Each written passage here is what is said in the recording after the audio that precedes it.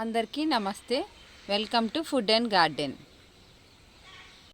ఈరోజు వీడియోలో గులాబీ మొక్కలని సమ్మర్లో ఏ విధంగా కేర్ తీసుకోవాలో చూద్దాం.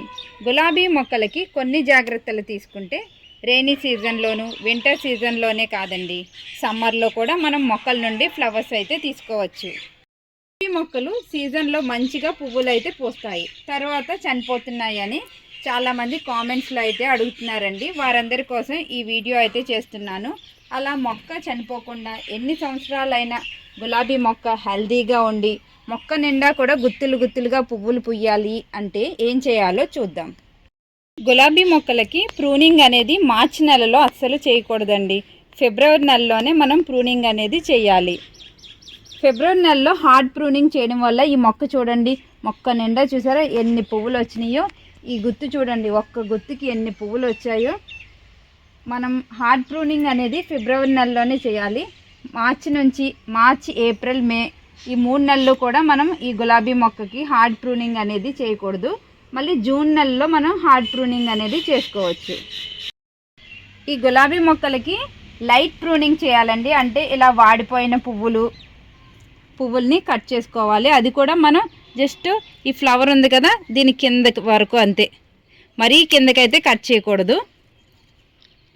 ఈ ఫ్లవర్ ఎండిపోయిన తర్వాత ఇక్కడికి కట్ చేసుకుంటే సరిపోతుంది. ఇలా కట్ చేసేటప్పుడు ఈ కట్టర్ కూడా మనం మంచిగా నీట్గా ఉన్నది తీసుకోవాలి.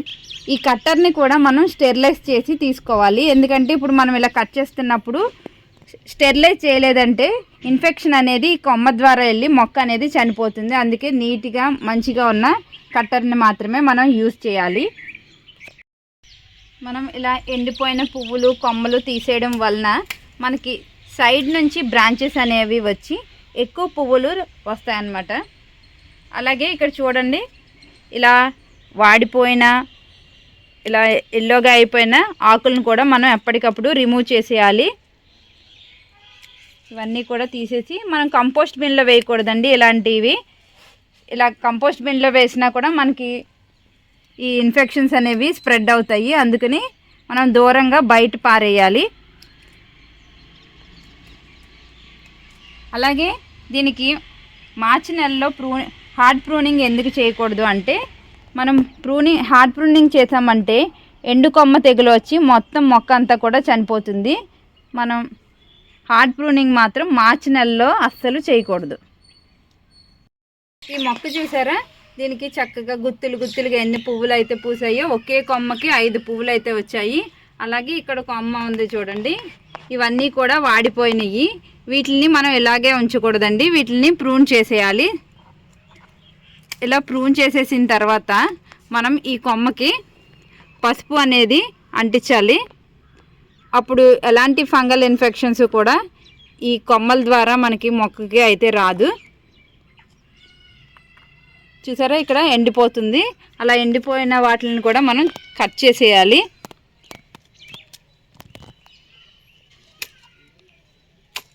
అప్పుడు ఎండు కొమ్మలు ఇలాంటివన్నీ కూడా తీసేయాలి. ఎండు తెగులు అన్నది మనం మొక్కకి రాకుండా చూసుకోవాలి. చూడండి, ఈ మొక్కకు ఉన్న పండిపోయిన ఆకులు ఇవన్నీ కూడా తీసేస్తున్నాను.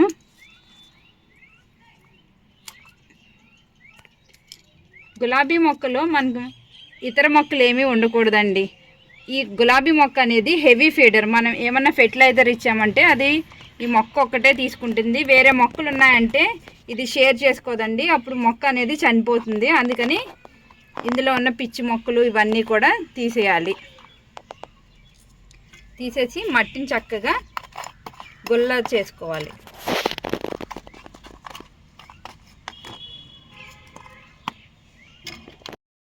ఇలా స్టెమ్ కటింగ్ చేసిన తర్వాత మనం పసుపు అయితే అప్లై చేయాలి. ఇలా ప్రూన్ చేసిన తర్వాత కొమ్మలన్నిటికీ కూడాను ఫంగల్ ఇన్ఫెక్షన్స్ ఏమి రాకుండా ఇది యాంటీ ఫంగల్గా కూడా యూజ్ అవుతుంది పసుపు. ఈ గులాబీ మొక్క చూసారా, నేను ఫిబ్రవరి నెలలోనే చక్కగా హార్డ్ ప్రూనింగ్ అనేది చేసుకున్నాను. చక్కగా చిగుర్లు వచ్చి చెట్టు నిండా కూడా మొగ్గలు అనేవి వస్తున్నాయి. దీంట్లో ఉన్న పిచ్చి మొక్కలు ఇవన్నీ కూడా తీసేయాలండి. మనకి ఇన్ని పిచ్చి మొక్కలు లాంటివి ఉంటే మొక్క అనేది గ్రోత్ ఉండదు. ఇవన్నీ కూడా మనం రిమూవ్ చేసేయాలి.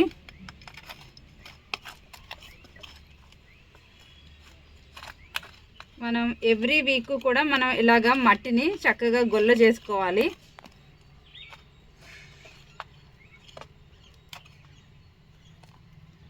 గులాబీ మొక్కల్ని ఫుల్ సన్లైట్ ఉన్న ఏరియాలో పెట్టుకుంటాం కదా మనం, వింటర్లోను రెయినీ సీజన్లోను.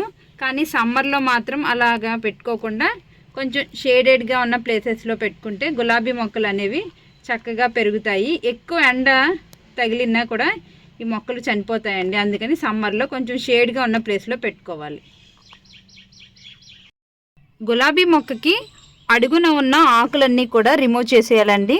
ఈ సాయిల్కి దగ్గరగా ఉన్న ఆకులన్నీ కూడా తీసేయాలి. ఎందుకంటే సాయిల్ నుండి ఎలాంటి ఇన్ఫెక్షన్స్ ఈ మొక్కకు రాకుండా ఉండాలంటే మనం కింద ఉన్న ఆకులన్నీ తీసేసామంటే చక్కగా గాలి వెళ్ళి మొక్క అనేది హెల్దీగా పెరుగుతుంది. ఈ మొక్కకి ఉన్న ఎండిపోయిన పువ్వులన్నీ కూడా నేను కట్ చేస్తున్నాను. ఇలా కట్ చేయడం వల్ల చూసారా, ఇక్కడ నుంచి సైడ్ నుంచి కొత్తగా చిగుర్లు వచ్చి మనకి మొక్క నిండా కూడా పువ్వులు అనేవి పోస్తాయి. లైట్ ప్రూనింగ్ అనేది చేసుకోవాలి, హార్డ్ ప్రూనింగ్ మాత్రం చేసుకోకూడదు సమ్మర్లో.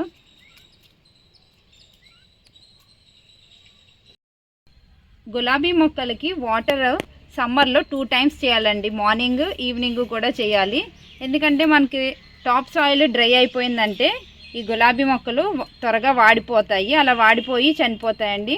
అందుకని మనం 2 times అయితే చేయాలి. గులాబీ మొక్కలకి సమ్మర్లో మల్చింగ్ అనేది కంపల్సరీగా చేసుకోవాలండి. ఇలా మల్చ్ చేయడం వల్ల మనకి రూట్స్కి డైరెక్ట్ సన్లైట్ తగలకుండా ఉండి చక్కగా హెల్దీగా పెరుగుతాయి గులాబీ మొక్కలు. గులాబీ మొక్కలకి మల్చింగ్ అనేది ఇలాగా ఓకతో అయినా చేసుకోవచ్చు, లేదంటే కార్డ్బోర్డ్ పీసెస్, ఎండు ఆకులతో, దేంతో అయినా సరే మనం కంపల్సరీగా మల్చ్ అనేది చేయాలి. మల్చింగ్ అంటే ఏమీ లేదండి, టాప్ సాయిల్ని మనం ఇలాగా ఓకతో కానీ అలాగే ఎండాకులతో కానీ దేంతో అయినా కవర్ చేసుకోవాలి. మనం సాయిల్కి ఎండ నుంచి ప్రొటెక్ట్ చేయడం అన్నమాట.